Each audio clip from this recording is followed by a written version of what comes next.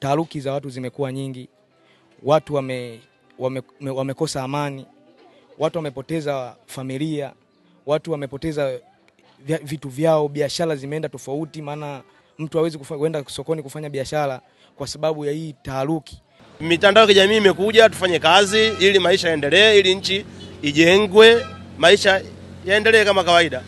Yaani wasitumie mitandao ya kijamii kufanya fujo, hapana. Sio lengo. Lengo ni mitandao ya kijamii tumia ili mradi maisha yaendelee. Tanzania ni nchi yetu ya amani, tangu tumezaliwa sisi hatujawahi kuyaona haya mambo.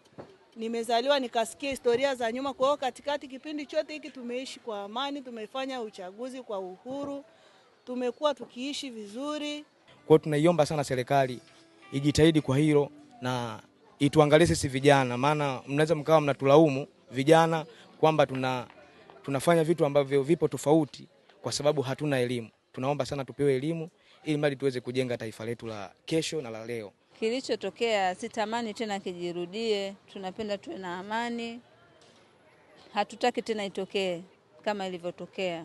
Tunaomba chonde vijana wetu, watoto wetu yasijitokeze tena haya.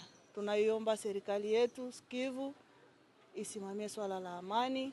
Nchi zingine zenye vita, zenye michafuko wanatamani kukimbia kuja kukaa Tanzania. Kwa hiyo sisi tunaomba tu amani Tanzania iendelee kuwepo, ni Tanzania yetu, tuishi kwa amani kama tulivyozoea. Tusijihusishe na michafuko yoyote ya uchaguzi au ya kitu chochote. Watu wangu wote tufanye kazi, tuachane na habari za uchochezi. Ushauri wangu vijana wajitahidi kutokutumia hasira, wakae chini wazungumze.